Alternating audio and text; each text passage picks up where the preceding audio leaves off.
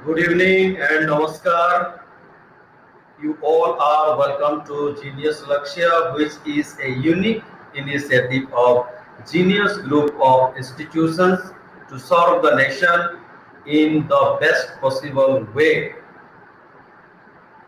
We at Genius Lakshya have been preparing for all type of central government jobs, state government jobs, and all the jobs in defense.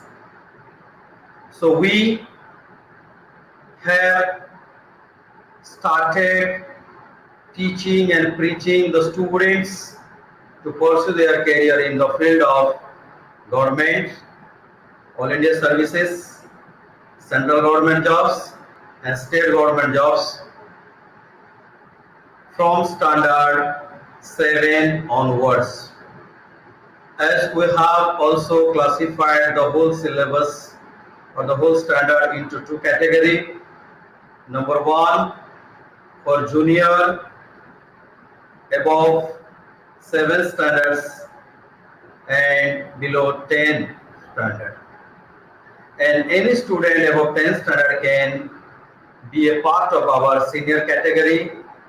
And this is a very important and unique initiative of Genius Group of institutions to prepare the students for the upcoming UPSC examinations, which is considered to be the toughest examination of our country.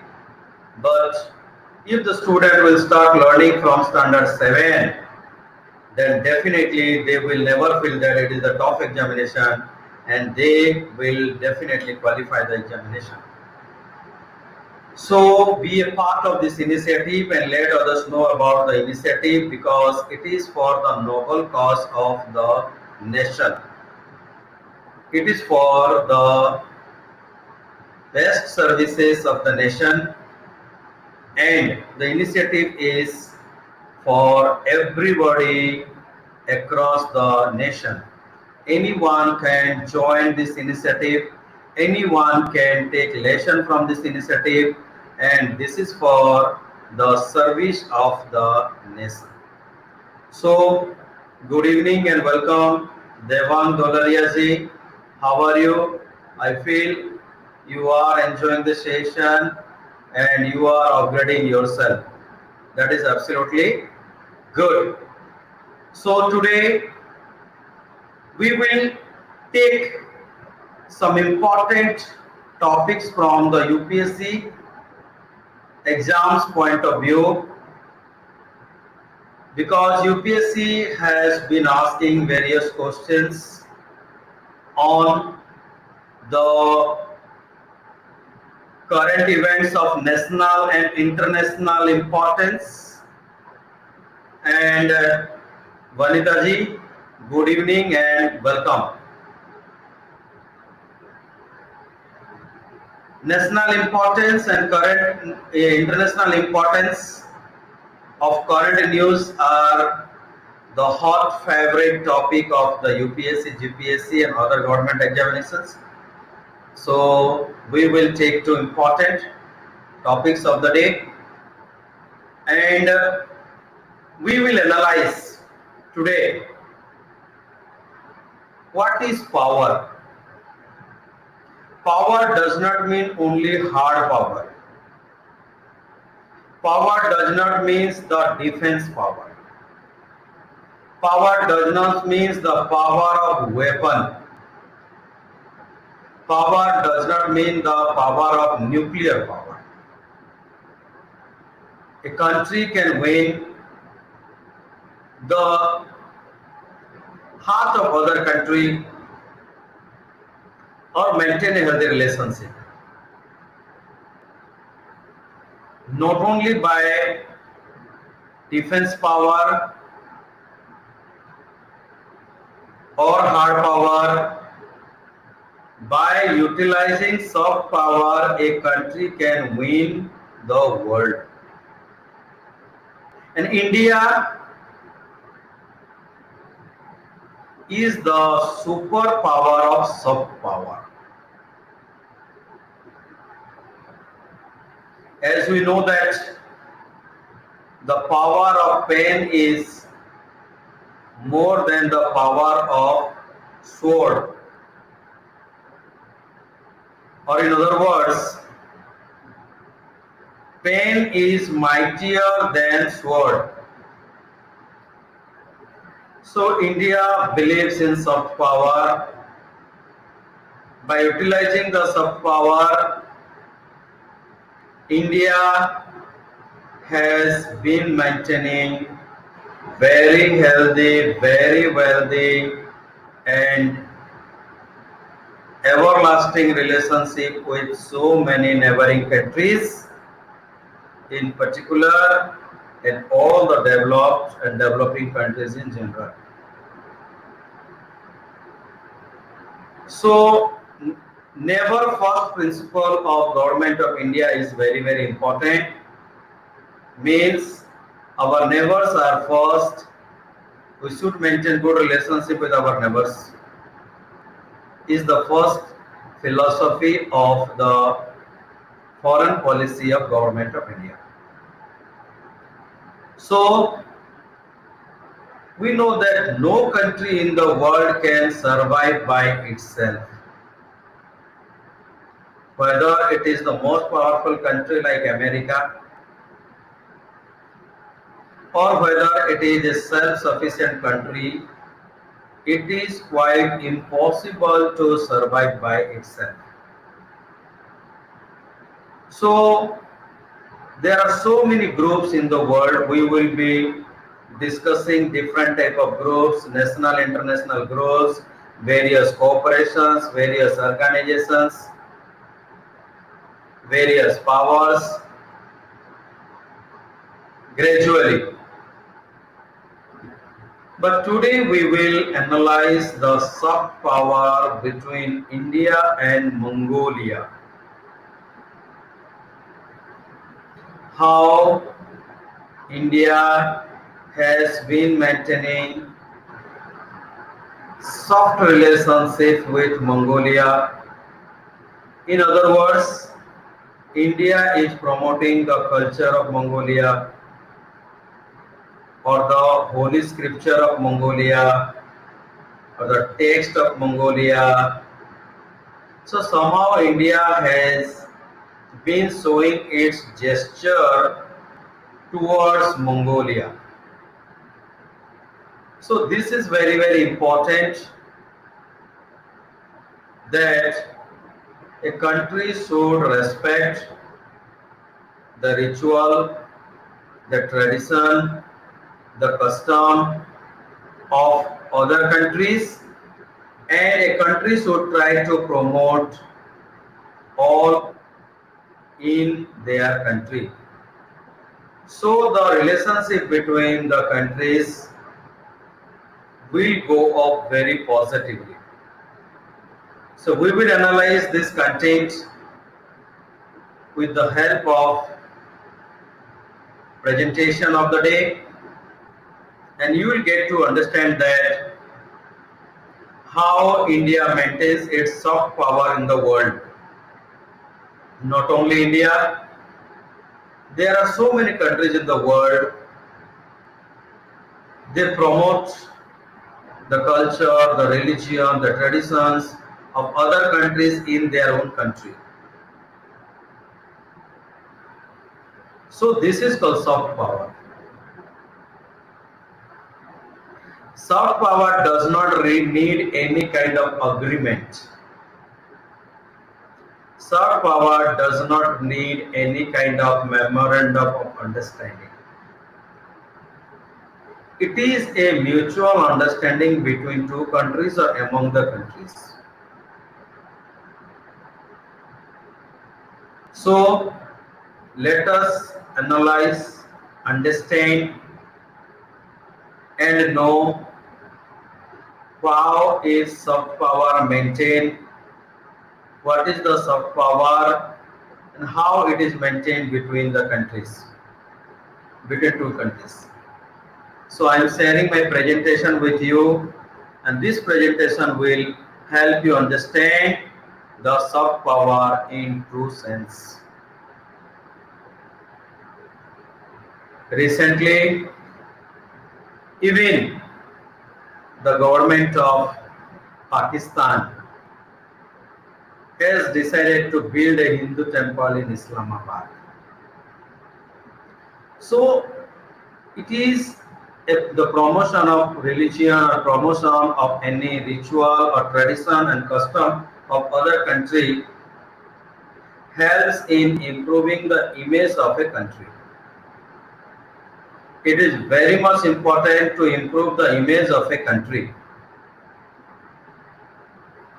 So let's understand how it is maintained with the help of my presentation.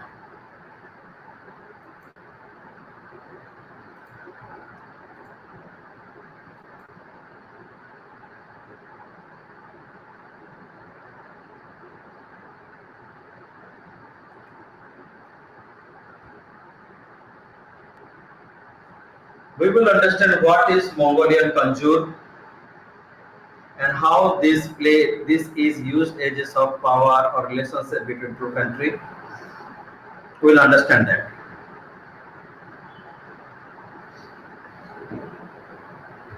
108 volumes of Mongolian conjure manuscripts to be reprinted by the government of India and the cultural ministry has taken the responsibility to reprint it. Then we will understand, see the picture speaks that the President of India is being presented the Mongolian conjure, the first set of Mongolian conjure by the cultural minister of our nation, Prahlad Singh Patel. So 108 volumes of Mongolian conjure manuscripts will be reprinted. Manuscripts are reprinted because it is very fragile by nature, it is very short by nature, and these are the sources of great information. So, according to the Times of the Indian Express, dated 10th July 2020, the government will reprint the whole 180 volumes of Mongolian conjure in India. On 4th July 2020, the first set of five volumes of Mongolian conjure published under the National Mission for Manuscript has already been presented to the President of India on the occasion of Guru Purnima, which is also known as Dharma Chakra Day. And we have already discussed, I have already explained what is Dharma Chakra Pravartan during my presentation on Buddhism. So the project of the task to reprint the manuscript has been taken by the Ministry of Culture to reprint 108 volumes of Mongolian conjure under the National Mission of Manuscripts. It is expected that all the Mongolian manuscript will be published. All means total 108 volumes manuscript will be published by March 2022.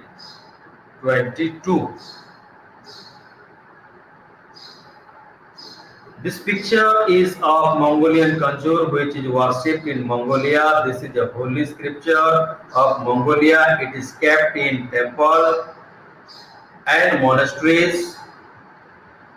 and this is a sacred scripture of Mongolia. So the Mongolian conjure is considered to be the holy scripture in Mongolia, and they all are worshipped also.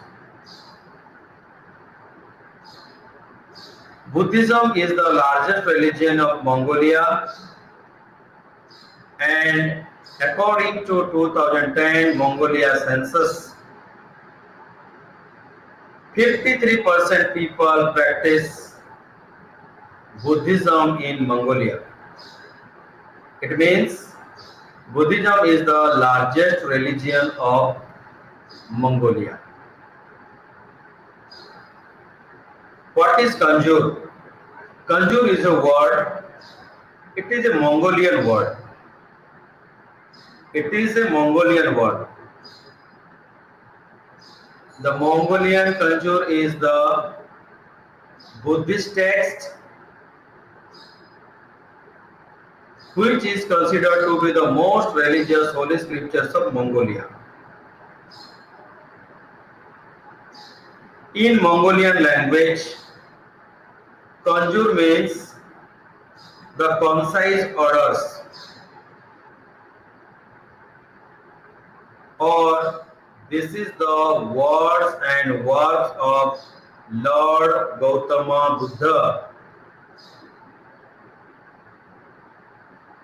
The language of conjure is classical Mongolian.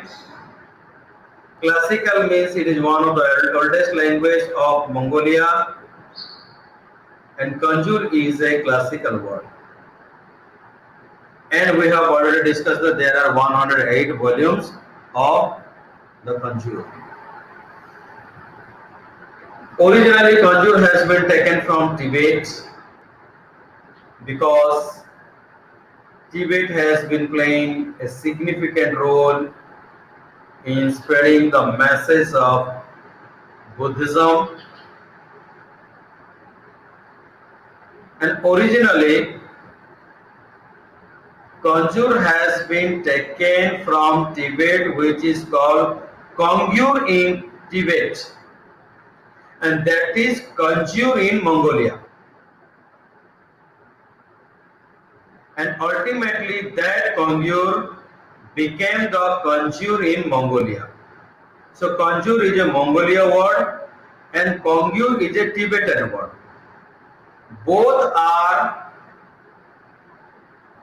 referring to the works and words of Lord Gautama Buddha. Kongyur has been written in Tibetic language, whereas the conjure has been written in classical Mongolian language. This is the difference. Kongyur is prior to conjure because Tibet had followed the Buddhism before the Mongolia. It is a holy book. It is a sacred book. The Mongolians consider the conjure as the holy scripture by the Mongolian Buddhists, and they worship the conjure at the temples. Also, they recite the lines of conjure in their daily life as a secret ritual or secret haiman or the mantras. The conjure are kept in every monastery in Mongolia as a sacred text.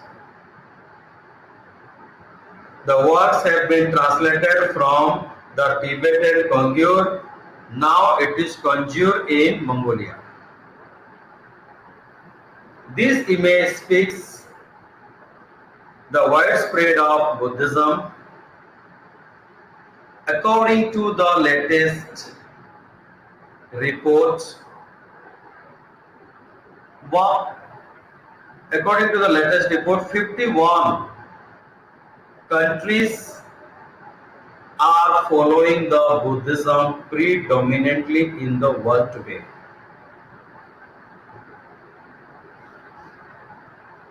And though Lord Gautama Buddha was the founder of the Buddhism, but many kings, emperors, merchants,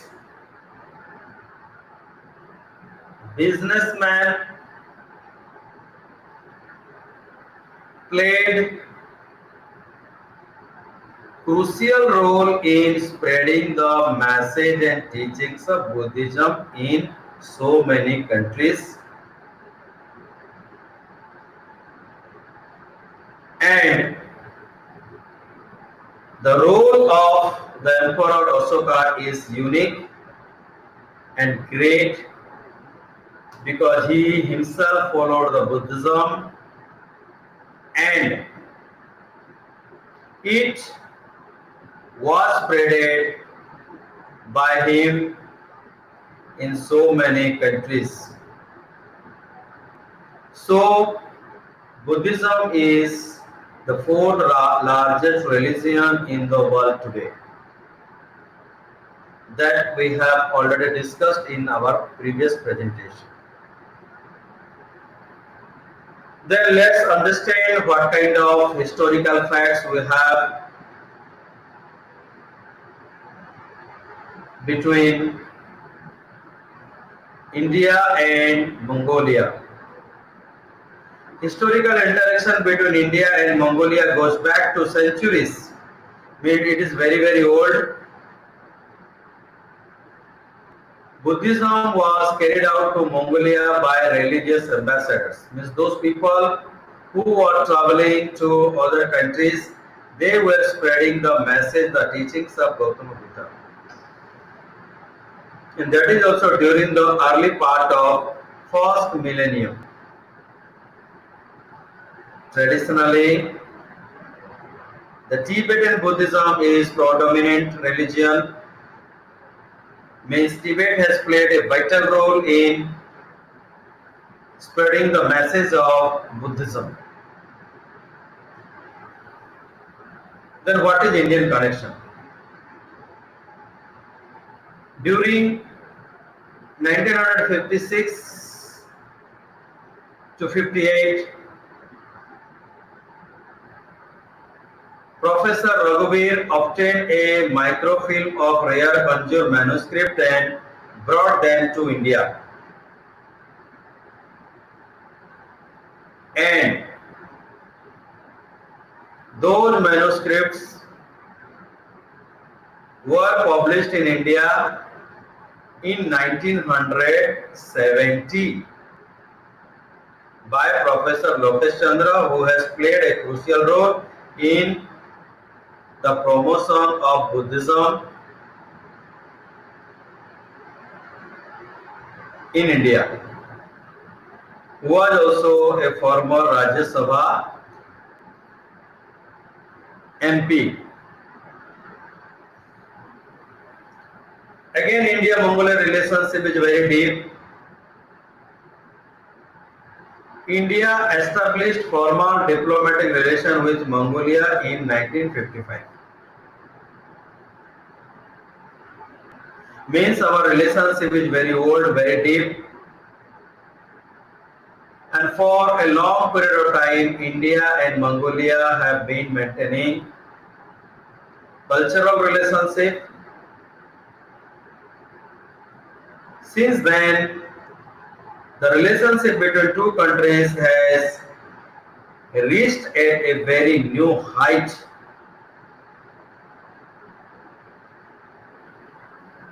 And a set of 5 reprinted volumes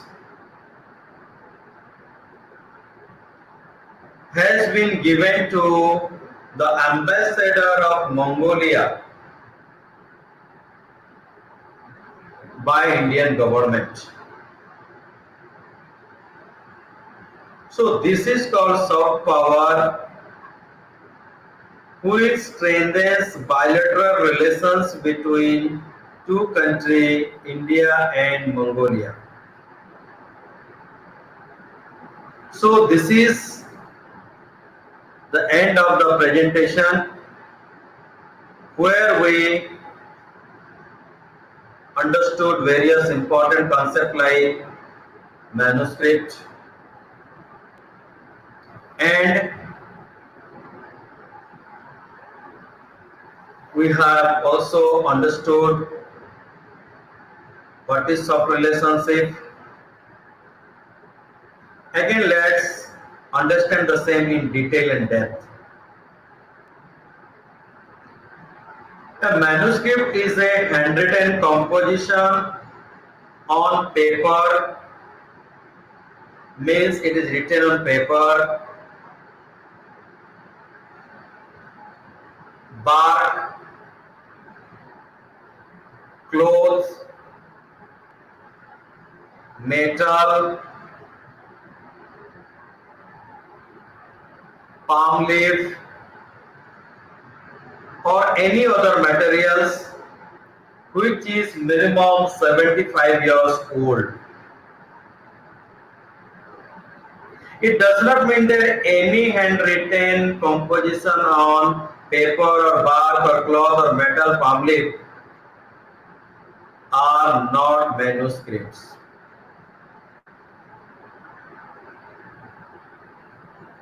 The other important characteristic of manuscript is that it must have significant scientifically it must be significant, historically it must be significant, and aesthetically it must be significant. Then only the handwritten composition on paper, bark, cloth, metal, palm leaf will be considered to be manuscript.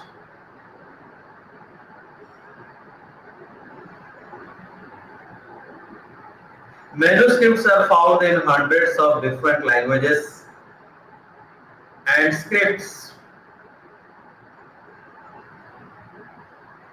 Often, one language is written in a number of different scripts. For example, Sanskrit has been written in Oriya script, in Grantha script, and in Devanagari script, and other many languages, in many scripts. So we got to know that there are three important characteristics. Number one, a manuscript is a handwritten composition on paper, bark, cloth, metal, and palm leaves. It should be minimum 75 years old. It must have scientific, historical, aesthetic significance,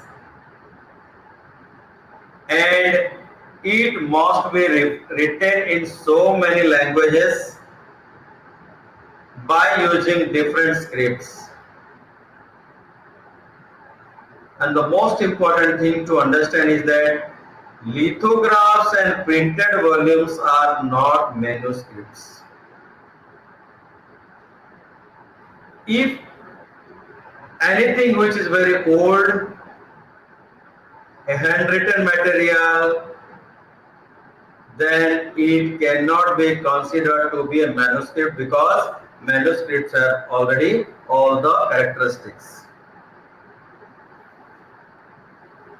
Manuscripts are distinct from historical records, means all the historical records are not manuscripts, such as epigraph on rocks, farmings, revenue records, which provide direct information on events or process in history, Manuscripts have knowledge content. This is the brightest example of manuscript.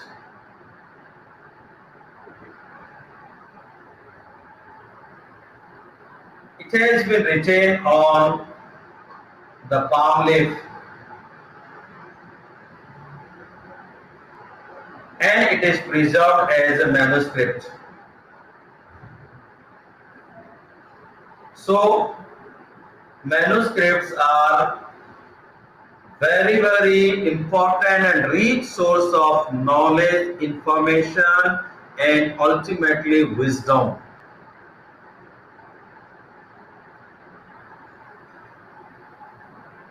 Then, what is the function of National Mission for Manuscript? The National Mission for Manuscript has been playing a very important role, a great role in maintaining, preserving, collecting, unearthing the manuscripts. The National Mission for Manuscript was established in the year 2003 by the Ministry of Tourism and Culture under the Government of India.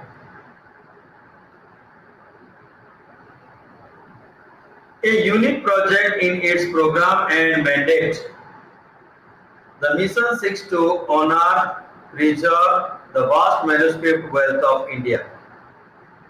The function of the National Mission for Manuscript is to preserve the huge manuscript wealth of India. And India has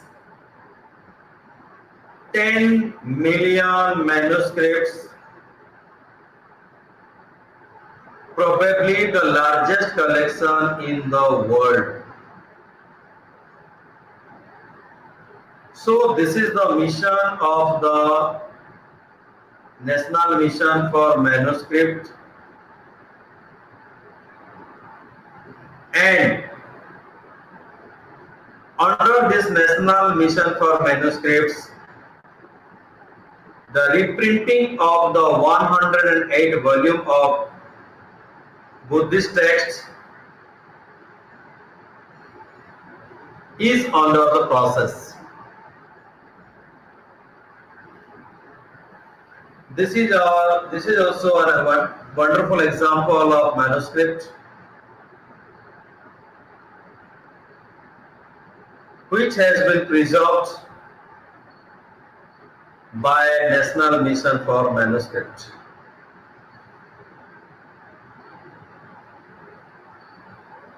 So this is the end of the presentation,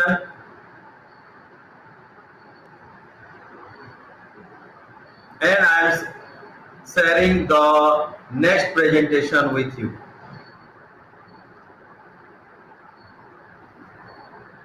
Nowadays, the relations of China with other countries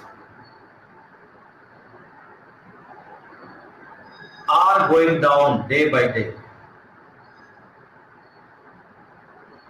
In my previous presentations, we have already discussed the relationship between China and India, the relation of China with all the neighboring countries, China with Nepal, the relationship of China and Nepal, the relationship of China and Bhutan, the relationship of China and Sri Lanka. So now see what kind of relationships are there between UK and China right now.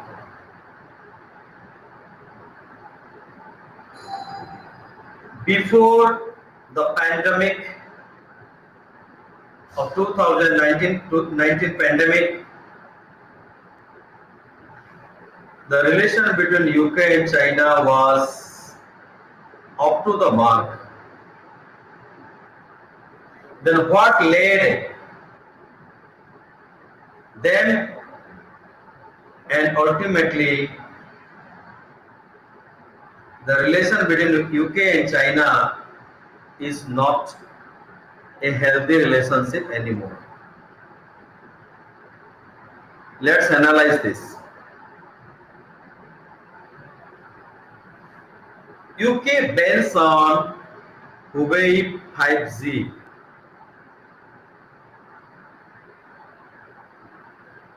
It is a great step taken by the government of the UK,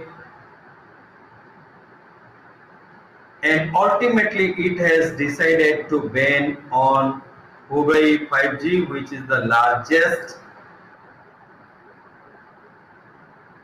telecommunication equipment producer in China. So let's understand it in detail.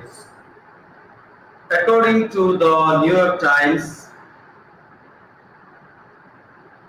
Britain bars Huawei from its 5G network.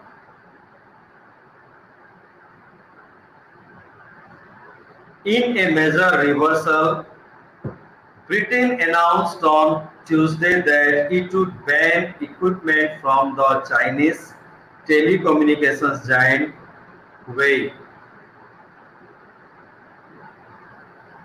from the country's high-speed wireless network. Though the British government has been in favor of the Huawei's 5G network before some time, and recently it has reversed the decision. And decision is that the Britain has banned the Huawei 5G network in the Britain. The decision was a big victory for the Trump administration. What does it mean? The President of America has been emphasizing to ban Huawei in all other countries too, which is already blacklisted in the USA. According to the reliable source, it has come to the notice of the government that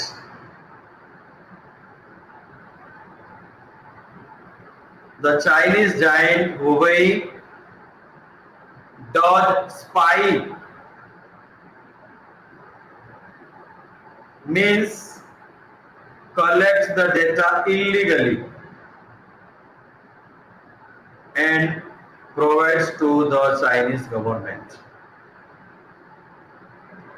Though the company Huawei has strongly rejected the claim. This is a big ban. The UK mobile providers are being banned from buying new Huawei mobile equipment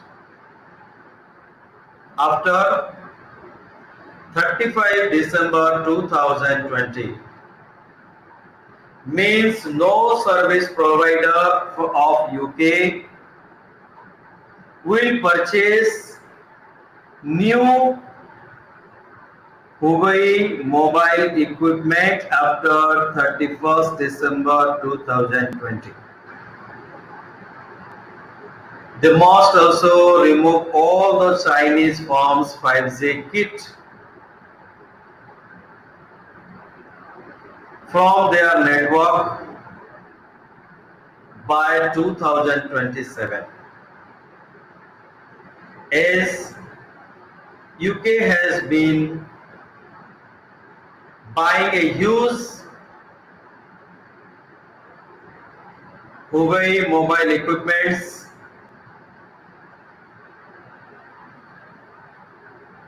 and now onwards from the December 1st December, it has been banned to purchase the Huawei mobile equipment. Also, government has decided the date by 2027. All the kits, means all the equipments which have been used for 5G network in the UK must be removed. The move reverses the decision in January 2020. Means, in the month of January, the UK government had decided to use Huawei equipment by 35% for its new 5G network on a limited basis. In January, it was decided that 35% equipment from Huawei will be used in the UK.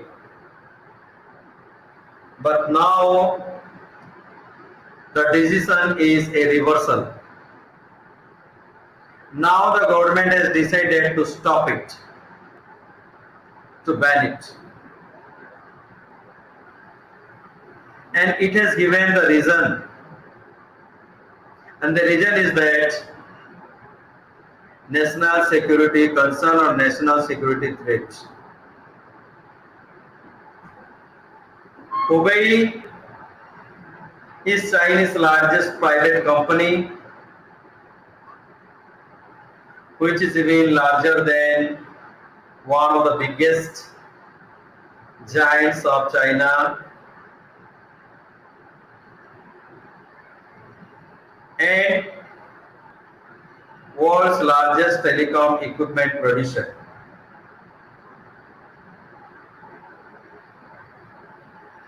Huawei had deployed 20,000 5G stations in UK already.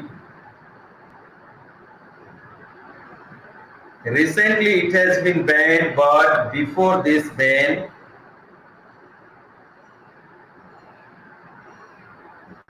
Huawei had already deployed 20,000 5G base stations in the UK, and globally the company was expecting to deliver 5 lakh 5G base stations in this current year. So Huawei revenue for the first half of 2020 is approximately $65 billion. It means it is one of the largest telecom equipment producers in the world. Ren Zhengfei is the founder of the company. He is a Chinese entrepreneur and engineer by profession. He is the founder and chief executive officer of Shenzhen-based Huawei, which is the world's largest manufacturer of telecommunications equipment. Also, this is the second largest manufacturer of smartphones.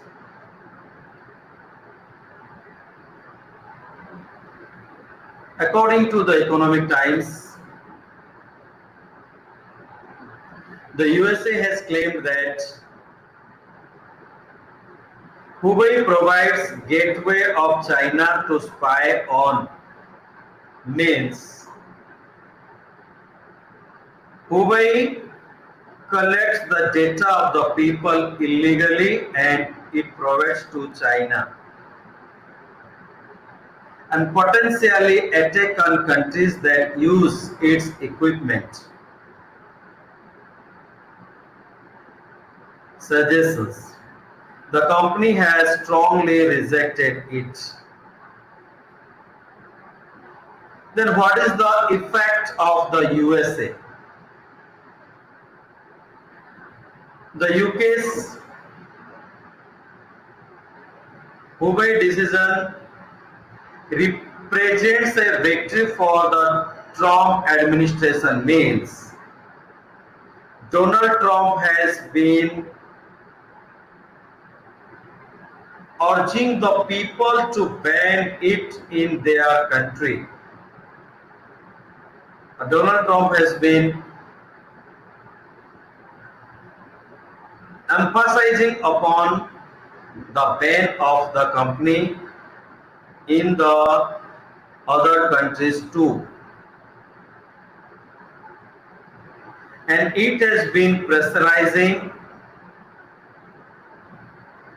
many allies or associated countries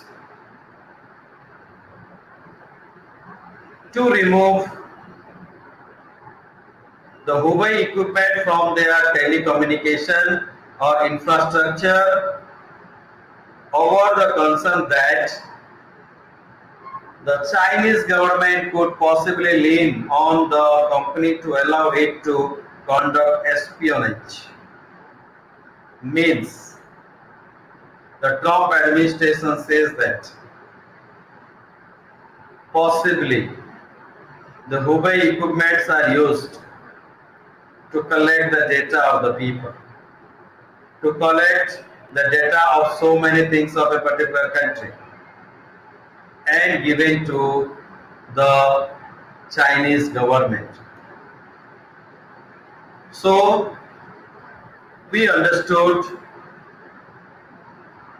the various aspects of India and China relationship in my previous presentations, and we also understood what kind of relationships are there between China and USA, China and UK. Initially, UK had registered the US government requests. Amid the pressure from the telecom companies who noted that Huawei's equipment was the most advanced and cost effective, the UK government had not accepted the suggestion of the US government to ban the Huawei equipment in the UK because the government of UK was convinced, was happy with the Huawei equipment. They consider it to be the most advanced and cost effective. Then what will be the impact or effect of the ban on the UK government? 5G connections are already available in many cities, towns in UK. The cost will increase by £2 billion because they will reconstruct it.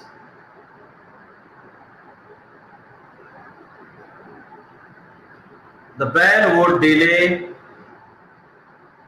the UK's 5G's rollout by 2 to 3 years. So by banning the Huawei in the UK, these are the effects.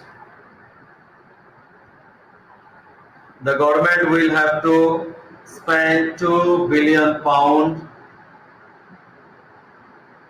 to reconstruct the 5G connections, and it will take 2 to 3 years more.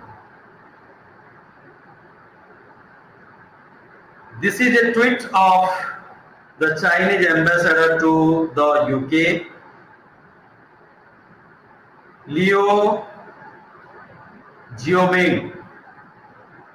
He says that UK's decision is very disheartening. Huawei made important contribution to jobs and growth in UK since it comes here nearly 20 years ago. Means the company was there in the UK for last 20 years. The way UK treated Huawei will be followed very closely by other Chinese businesses and influence their confidence. This is the statement given by the Chinese ambassador to the United Kingdom, and the reasons for the UK's U-turn on Huawei is the tensions between UK and China has gone up due to the following. The way China has handled the coronavirus.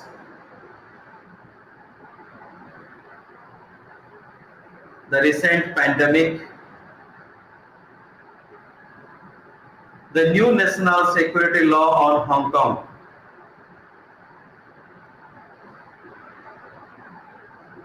Britain will change its immigration rules to allow up to 3 million Hong Kongers to gain citizenship in Britain. China has completely mishandled the coronavirus, for which the whole world is suffering right now. And the national security law of China upon Hong Kong is unexpected and unaccepted across the world.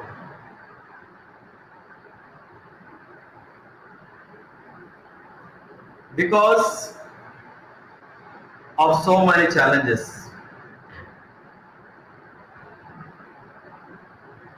Let me brief the historical background of Hong Kong. Once upon a time, Hong Kong was a part of the Chinese dominance.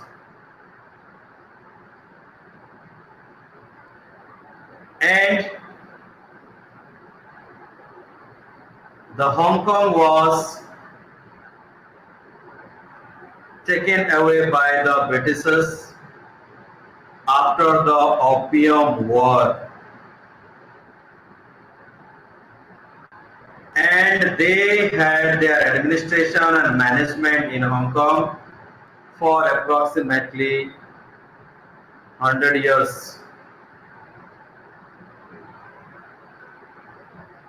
And after the 100 years, completion of 100 years,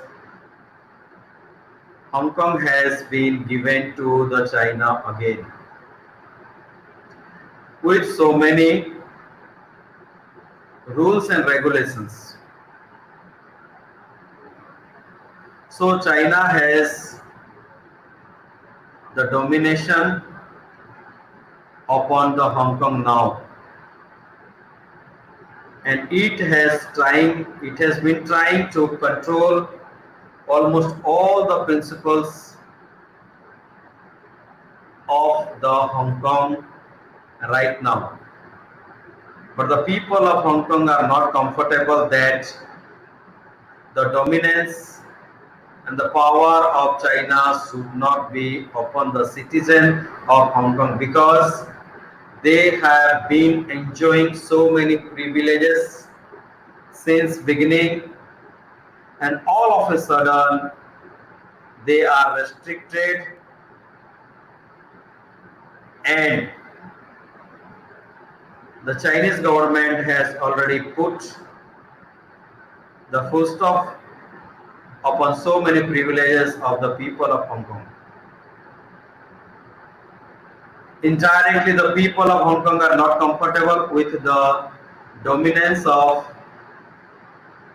Chinese government, for which repeatedly they are going under strike, and this process is going on for a long period of time. And China's response possibly will be,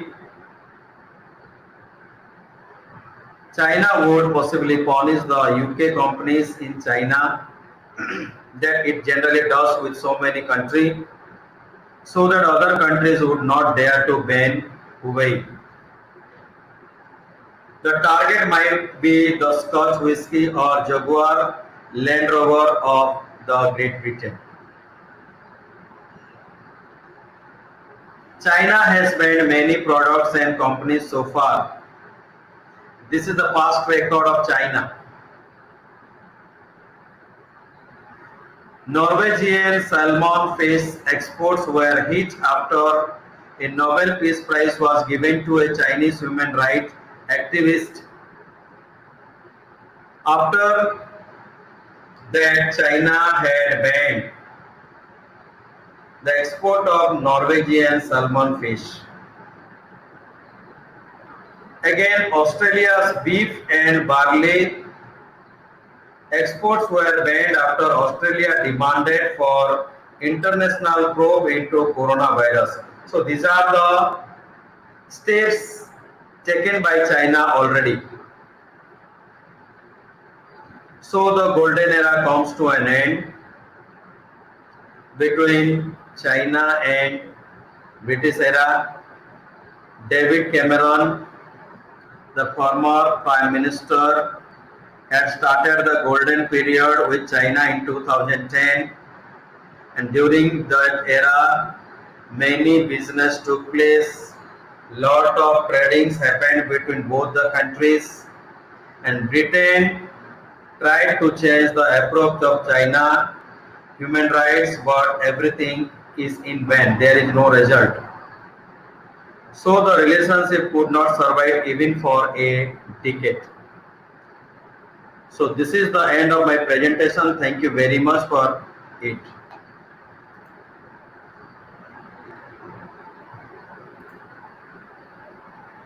Okay. So thank you very much for being a part of the presentation. If you have any doubt, any query, please ask me.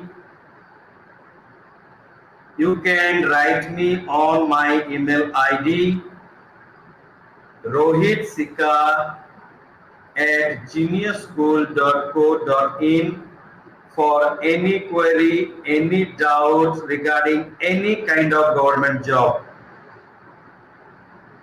whether all India services like IS, IPS, IFS, for any kind of central government jobs, or any jobs in the Army, Navy and Air Force. So thank you very much for being a part of the presentation once again. This is a unique initiative by a genius group of institutions to serve the nation and to prepare the students from standard 7 onwards for UPSC, GPSC, NDA and CDS. So let everybody know about it and let everybody get the benefit out of this unique initiative. So once again, thanks a lot. See you in my next presentation. Thank you very much. Jai Hind, Jai Bharat.